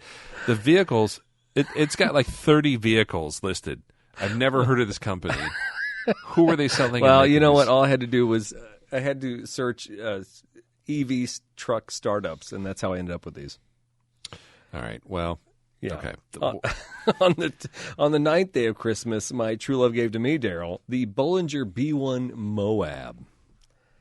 Now, you should be familiar with Bollinger. We have that's the big one. Yeah, it is. It's a big, rough-looking truck. We have showcased them before a long time ago on the show. And the Moab, they have the B1 and the B2. They have like an SUV, kind of like Rivian, and they have the pickup truck. Yeah, it looks like something a sixth grader drew. Yeah. But very cool. Yeah, it looks like they're trying to sell it to the U.S. military, but they didn't quite get it done. Well, I can't imagine why, because it's kind of a half-baked concept. And everything they do is in black and white from the pictures you have there. And why don't they have doors on anything? Well, okay, never mind. There's doors. Wow. Okay. Pretty cool. That is an actual thing that may or may not exist. On the 8th day of Christmas, my true love gave to me an Edison Futures EFT1 truck. Everybody loves Edison Futures, Daryl. Like they are known worldwide for the EFT1 truck. I'm sure you remember them. You probably dream of them nightly. Is that like Thomas Edison's kids? Yeah, I mean, Grandkids? we got Nikola going up against Edison. I do believe we've spoken of the Edison vehicle before. It kind of looks like the Cybertruck meets a Tundra. Yeah. Is this a real thing? Well, I mean, Edison Futures EFT. Yeah, I mean that's. I'm sure they're taking deposits right now, Daryl. They have a website. Are they on the Kickstarter? Everybody has a website. Look at that. Oh, Look at that bad boy. Yeah, there she Looks is. like Lordstown had a baby with a canoe. It really does. Nice lines. Unfortunately, I don't think we can actually buy one. There's a truck, an EF1T truck, and then a delivery van. And all these, what's the common element here in all their websites as we peruse on my amazing laptop? It's all like virtual. Yes. They're splash AI splashy. generated. You know, a lot of artists right now are bucking the AI generated trend, but apparently auto manufacturers are not, especially EV auto manufacturers. Okay. On the 7th day of Christmas, Daryl, my true love gave to me the Atlas XT. Atlas, I don't know if you remember those guys. They were framing up trucks out of wood and slapping electric generators underneath them and driving around their showroom. That's a couple years ago. Their prototype? Yeah, Atlas, ALTIS. Not as you would expect, ALTAS. What is Daryl's looking these up. Atlas XT. XT. Extra tough. The electric. Oh, and it's actually trademarked, Atlas. Oh, that's good. That's a start. I would probably give more deposit for that, right? Yeah, that kind of looks like a Silverado with a rough country lift kit. Maybe with a Rivian front end. Yeah, it's kind of weird. Not horrible. No, and Atlas has been around since the get-go. I think since, I would say even at the time of Rivian being introduced. Yeah, but what's that say down there? Oh, it's a simulated image? Simulated images. Actual production may vary, so it might not look like this at all. But that's cool. I'm sure they take your deposit. They would. Or your suppository. On the 6th day of Christmas, my true love gave to me a Nikola Badger. Oh, yeah. Nikola. They have had nothing but good press. What is a Nikola Badger? Is that another truck? Remember, Nikola had the little incident where maybe the owners or the chairman's brother was elected up to battery technology head. Remember that? We talked about that story a couple years ago. Yeah, a long time ago. Yeah. So Nikola's had some rough spells, but the Nikola Badger looks like a nice truck for you, Daryl. Cool. It kind of has some Ford Raptor vibes, right? Mm-hmm. It's got the little 3 LEDs, the big light bar in the front, the sculpted fenders. Actually not a bad-looking truck, but again, is this a tangible item? Or, let's look at their website. I'm seeing hydrogen notes here. Look at the script. The script is sexy. Badger. Badger. It's totally a Ford Raptor. 980 foot-pounds of torque. That's badass. Up to 600-mile range. 906 horsepower. It's a beast. And one of those full-width, roof plexiglass things and bubbles. Kind of a neat-looking truck. I'd say maybe a little Rivian-esque. Yeah. There's a store. Can I buy one? Oh, maybe a shirt. Can buy a badge. A Badger badge. A Badger badge. You don't need those. Yeah, seriously. It's T-shirts. All T-shirts on the Nikola website. Oh, and women's shirts. Oh, those are great. I think we should just buy. You know what? That's going to be like the Patreon gift. I told you you're getting shirts. I'm just going to go on the Nikola website. Yeah, right. How about a flat billed hat? Yeah, I think we should get some just to wear to Cars and Coffee. Yeah, people are like, what? They don't care. On the 5th day of Christmas, my true love gave to me 5 canoe trucks. Man, Canoe has made the news lately. If you know Canoe. They really have. Yeah, and I keep pushing their articles because I own some Canoe stock. Are you serious? I think it's Go EV is the ticker symbol on it. It's worth like $1.60 per share. But Canoe has gotten in bed with NASA, and I think they've gotten in bed with the U.S. military. Now, part of their whole deal was they made like a van. It was like a modular vehicle. They even talked about even being a lunar rover with this thing. But you could either take the van and like make it an all-encompassing egg like a Previa, or you could like cut the back end off and just like put a bed part on it. How cool was that, though? Because some of the early photos, the press photos they had of this thing, which, by the way, totally simulated, they look like an old VW Westphalia van. Yeah. Yeah, I think Canoe may have like an odd angle in. If they keep going for federal government money, especially during the next administration, depending on who gets elected for president and everything, they may actually live through the next generation. I think they might. All right. Well, on the fourth day of Christmas, my true love gave it to me. This one's perfect for you. Is it? A Lordstown Endurance truck, EV. All right. So Lordstown, as we've talked about time and time again, is the pride of Lordstown, Ohio, former GM factory town, and also the home of one of Eddie Money's greatest venues. Almost saw him play at the Did you? Yeah, at the mall there in Youngstown. I saw him one time on a commercial. Really? Yeah. Two tickets to Paradise. Two tickets to Paradise with him. Lordstown, of course, an EV truck maker, and they've had some big-time shakeups, but maybe things are going to, work out for them. They seem to be staying the course, and they actually have kind of a Rivian Challenger, if you will. How did they get 2023 North American Truck of the Year? That's what the website says, and they actually have like actual prototypes it's in real life. It's not even 2023 yet. Well, they're from the future, Eric. Oh, so shoot. Okay, all right. they went into the future and then came back to bring us this gift. It's like Looper, but somebody didn't get shot yet. Right. And also, everybody that works at Lordstown looks like Nick Offerman. I just want to throw that out there. Seriously cool if they can pull this off. American-made SUV, truck, EV. As long as the Foxconn employees aren't throwing themselves off the roof, they'll be great. Yeah, absolutely. So that brings us to the top three. Yeah. And on the third day of Christmas, my true love gave to me a Rivian R1T, made in Normal, Illinois, Beautiful. at the former Mitsubishi plant. Of course, we're apologists for the Rivian plant. We talked about them earlier in the episode. Rivian has secured bids with Amazon. They recently lost a big bid with Mercedes, which I constantly tell people this is all corporate espionage. It's, Ford dropped out when they were talking about making Lincoln trucks over there. Mercedes dropped out. We're not going to build vans with you. It literally is, let's hop into bed with the Rivian guys. Let's see what they know. yeah, And then let's get out because we probably know more than they do. Or we don't want to do things the same way they do. So it's a learning thing. They learn what they want to do and what they don't. regardless, the Rivian R1T seems to be here to stay for right now. We see them getting shipped out all the time. When I was headed on the interstate the other day, I think I saw 3 or 4 transports of them going out west. So they're being made. And that parking lot is full of employees working, so I do appreciate that. On the second day of Christmas, my true love gave to me a Ford F-150 Lightning EV. And actually, I will say this. I actually like this truck. Well, and that's why I put it at number 2. Because I think of all the vehicles on this list, besides the Rivian, is this the most viable? I think it is because you can actually get one. You can order one. You can drive this thing around. I've seen a few of these. Have you seen a couple on the road? No, I don't. We were at the ICC Power Day and I saw one, but that's the only time I've ever seen one. I've seen 2 or 3. And I will be honest with you. 2 of them were the loaded, real nice, like Lariat or whatever, nicely optioned ones. And the one that I really liked, and I went and Googled it later, it's kind of like a contractor special. It's the stripped down one. Really? Yeah. It's the type of, if you were like an architect or, a plumber or something like that, you needed a truck, an EV version of this thing, it's about $40,000-$45,000. It's not flashy. You don't have all the blingy rims and all the, stupid stuff you need.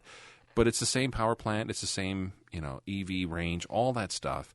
And it's a pretty affordable rig. And I thought, you know what? If you wanted a truck bed to haul stuff, even if you needed to tow something across town, it'd be perfect for it. For the crew cab, plenty of room inside. Mm-hmm. Honestly, with a frunk. Yeah, with the frunks, you can actually put your junk in the frunk.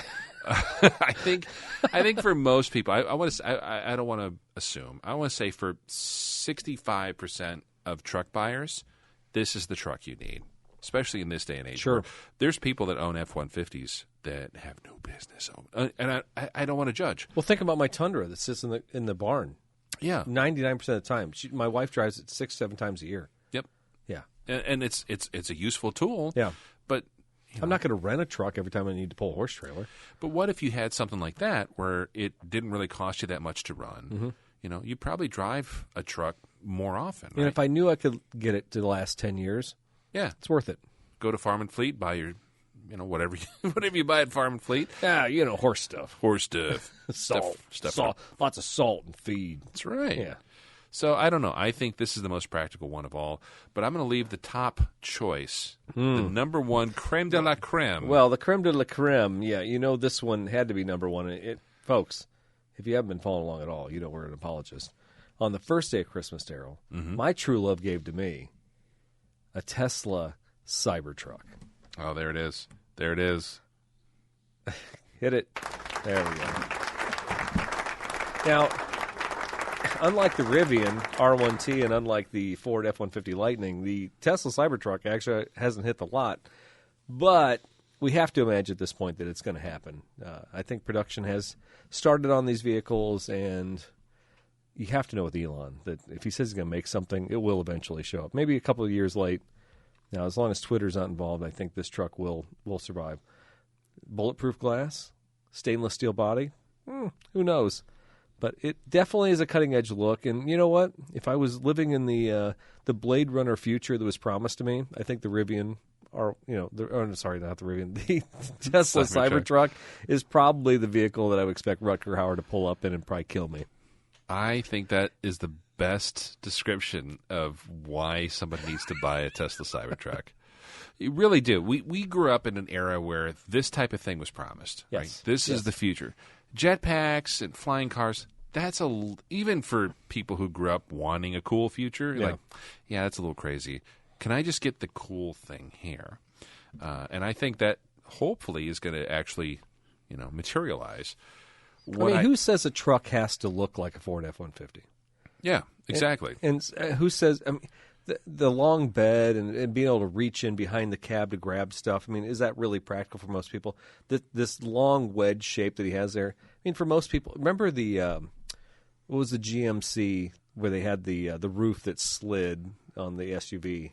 That was the Envoy XUV. Yeah, and I think that and the Avalanche and stuff like that, those are really actually good designs and practical ideas for consumers. Hard to execute because it does require a lot of technology, especially when you think about those cars being made in the late 90s, early 2000s. Seriously. Yeah. They didn't hold up.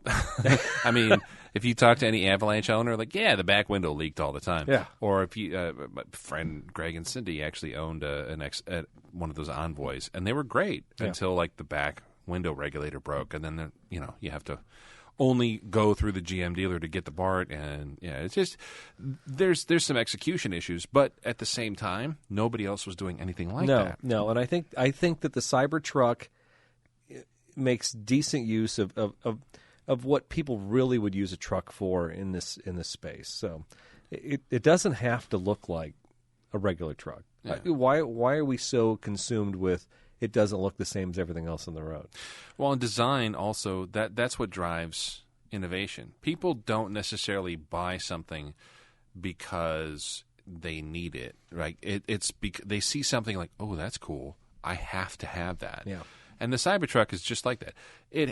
You have to have something cool like that, or like the Rivian. It happens to be an electric vehicle. Yeah. But it's a cool looking and truck. it draws your eye. I don't.